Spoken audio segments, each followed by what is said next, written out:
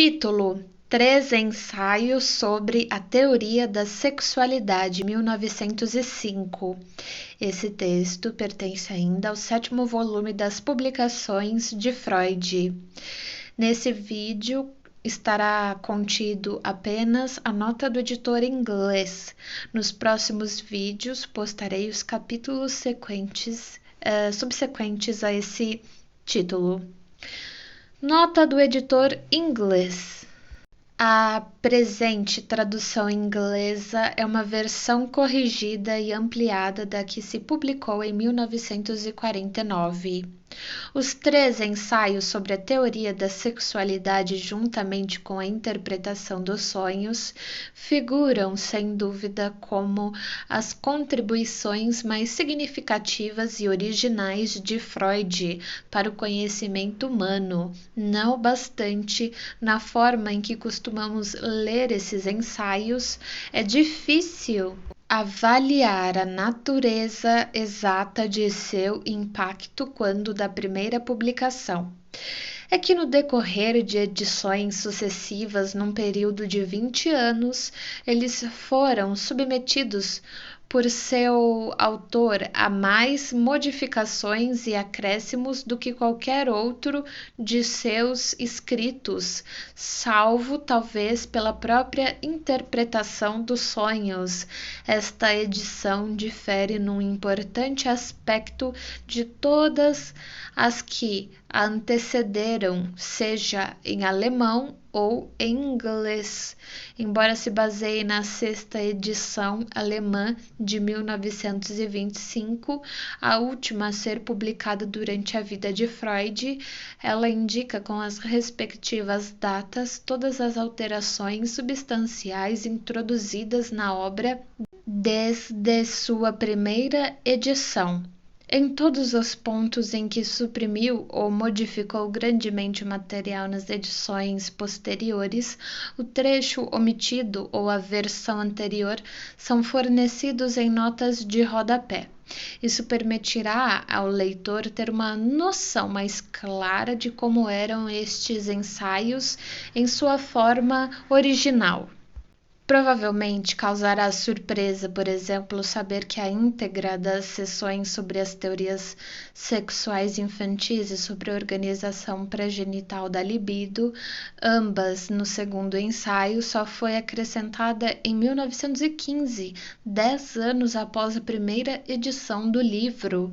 Esse mesmo ano trouxe também o acréscimo da seção sobre a teoria da libido no terceiro ensaio. Menos surpreendente é que os avanços da bioquímica tenham tornado necessário, em 1920, reescrever o parágrafo sobre as bases químicas da sexualidade. Nesse ponto, a rigor, a surpresa funciona mais no sentido inverso, pois a versão original desse parágrafo, aqui impressa numa nota, mostra a notável antivisão de Freud nesse aspecto e revela quão pouco se fez necessário alterar suas concepções.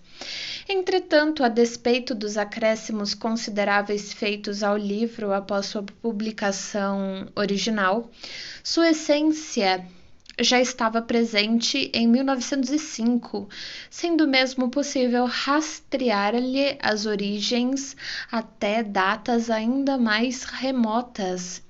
A história completa do interesse de Freud pelo assunto pode, agora, graças à publicação das Correspondências com Flies, 1950, ser pormenorizadamente acompanhada, mas basta-nos aqui indicar seus contornos gerais.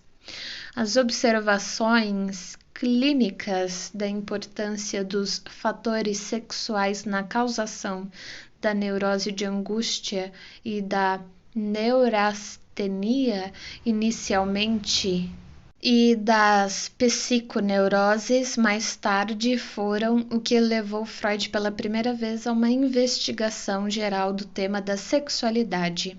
Suas primeiras abordagens durante o início da década de 1890 partiram dos pontos de vista da fisiologia e da química. Por exemplo, encontra-se uma hipótese neurofisiológica sobre os processos de excitação e descargas sexuais na seção 3 de seu primeiro artigo sobre a neurose de angústia, 1895b. Um notável diagrama ilustrando essa hipótese aparece no rascunho G das cartas a Flies, aproximadamente na mesma época, mas já fora mencionado um ano antes, no rascunho D, a insistência de Freud nas bases químicas da sexualidade remonta pelo menos a essa época. Abre parênteses, mas há também uma alusão ao tema no rascunho D, provavelmente datado da primavera de 1894. Fecha parênteses. Nesse caso, Freud acreditava dever muito às sugestões de Flies, como fica demonstrado entre outros pontos em suas associações ao famoso sonho da injeção de Irma no verão de 1895, abre parênteses, a interpretação dos sonhos, capítulo 2, fecha parênteses. Era também a Flies que devia algumas sugestões sobre o tema correlato da bissexualidade, que Freud mencionou numa carta de 6 de dezembro de 1896, carta 52, e que mais tarde veio a considerar como um fator decisivo. Embora sua opinião final sobre a atuação desse fator o tenha colocado em desacordo com Flies, é nessa mesma carta de fins de 1896, abre parênteses, Freud, 1950, carta 52, fecha parênteses, que encontramos a primeira referência às zonas erógenas, abre parênteses, passíveis de estimulação na infância, porém mais tarde sufocadas, fecha parênteses, e a seus vínculos com as perversões. No início do mesmo ano, abre parênteses, rascunho K, de 1 de janeiro de 1896, fecha parênteses, travessão, e aqui podemos ver indícios de uma abordagem mais psicológica, travessão. Surge também uma discussão sobre as forças recalcadoras, o asco, a vergonha e a moral. Contudo, tantos elementos da teoria de Freud sobre a sexualidade já estivessem em sua mente por volta de 1896, sua pedra angular ainda estava por ser descoberta. Desde os primórdios tinha havido uma suspeita de que os fatores casuais da histeria remontavam à infância. Há uma alusão a esse fato nos parágrafos iniciais da Comunicação Preliminar de Breuer e Freud, de 1893. Por volta de 1895, abre parênteses, ver, por exemplo, a parte 2 do projeto impressa, como um apêndice à correspondência com Flies, fecha parênteses, Freud dispunha de uma explicação completa da histeria com base nos efeitos traumáticos da sedução sexual na primeira infância. Durante todos esses anos anteriores a 1897, porém, a sexualidade infantil era encarada como nada além de um fator latente passível de vir à luz com resultados desastrosos. Somente pela intervenção de um adulto é verdade que se poderia supor uma aparente exceção a isso, a partir do contraste traçado por Freud entre a causação da histeria e a da neurose obsessiva. A primeira, afirmava ele, remontava a experiências sexuais passivas na infância, ao passo que a segunda se originaria em experiências ativas. Mas Freud deixa muito claro em seu segundo ensaio sobre, abre parênteses, as neuropsicoses de defesa, fecha parênteses, 1896b, onde essa distinção é traçada, que as experiências ativas subjacentes à neurose obsessiva são invariavelmente precedidas por experiências passivas, donde, mais uma vez, a mobilização da sexualidade infantil se deveria, em última análise, à interferência externa. Foi somente no verão de 1897 que Freud se viu forçado a abandonar sua teoria da sedução. Anunciou esse acontecimento em sua carta Flyers de 21 de setembro, a carta 69.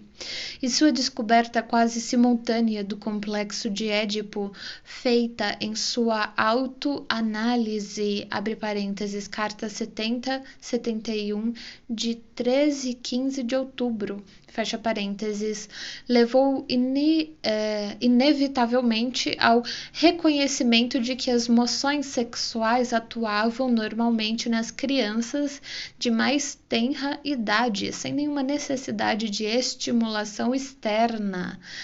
Com essa descoberta, a teoria sexual de Freud estava realmente completa. Levou alguns anos, porém, para que ele acatasse por inteiro sua própria descoberta. Num trecho do ensaio sobre, abre aspas, a sexualidade na etiologia das neuroses, fecha aspas, 1898a. Por exemplo, ele se pronuncia ora a favor, ora contra ela. De um lado, afirma que as crianças são, abre aspas, capazes de todas as funções sexuais psíquicas e de muitas das somáticas, fecha aspas. O que é errôneo supor que sua vida sexual só comece na puberdade. De outro lado, entretanto, declara que, abre aspas, a organização e a evolução da espécie humana buscam evitar qualquer atividade sexual considerável na infância, fecha aspas, que as forças motoras sexuais dos seres humanos devem ser armazenadas e somente liberadas na puberdade, e que isso explica porque as experiências sexuais infantis estão fadadas a ser patogênicas. O importante, prossegue ele, são os efeitos posteriores produzidos por tais experiências na maturidade, graças ao desenvolvimento do aparelho sexual somático e psíquico ocorrido no entretempo. Até mesmo na primeira edição de A Interpretação dos Sonhos, 1900, vê-se um trecho curioso ao final do capítulo 3, onde Freud comenta que temos em alta conta a felicidade da infância, por ser ela ainda inocente de desejos sexuais, fecha aspas, abre parênteses. Uma nota corretiva foi acrescentada a esse trecho em 1911, por sugestão de Jung, segundo afirma Ernest Jones, fecha parênteses. Isso foi, sem dúvida, um remanescente de um rascunho inicial do livro, pois em outros trechos, abre parênteses, por exemplo, na discussão do complexo de Édipo no capítulo 5, fecha parênteses, ele escreve de maneira perfeitamente inequívoca sobre a existência de desejos sexuais, mesmo nas crianças normais.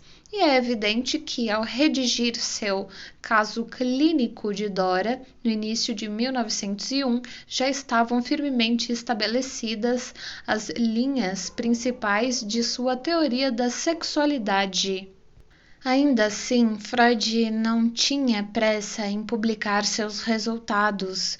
Concluída e prestes a ser lançada a interpretação dos sonhos em 11 de outubro de 1899, carta 121, escreveu ele a Flies, abre aspas, é possível que uma teoria da sexualidade seja sucessora imediata do livro dos sonhos, fecha aspas, e decorridos 3 meses, em 26 de janeiro de 1900, carta 128, abre aspas, estou colhendo material para a teoria sexual e esperando que alguma centelha inflame o material já acumulado, fecha aspas, mas a centelha demoraria muito a surgir, salvo pelo pequeno ensaio sobre os sonhos e pela psicopatologia da vida cotidiana, ambos lançados antes do outono de 1901. Freud nada publicou de importante nos 5 anos que se seguiram. Então, repentinamente, em 1905, lançou 3 obras fundamentais: seu livro sobre o xiste, os 3 ensaios e o caso clínico de Dora. É certo que esse último fora escrito em sua maior parte 4 anos antes, sendo publicado em outubro e novembro de 1905. As outras 2 obras foram lançadas quase simultaneamente alguns meses antes, embora se ignorem as datas exatas, abre parênteses, ver uma discussão mais extensa a esse respeito no prefácio do editor ao livro sobre os xistes, 1905. Nas edições alemãs, as seções só aparecem enumeradas no primeiro ensaio, e mesmo neste, a rigor, antes de 1924, só eram enumeradas até a metade do texto. Para facilitar as referências, estendemos aqui a numeração das seções ao segundo e terceiro ensaios.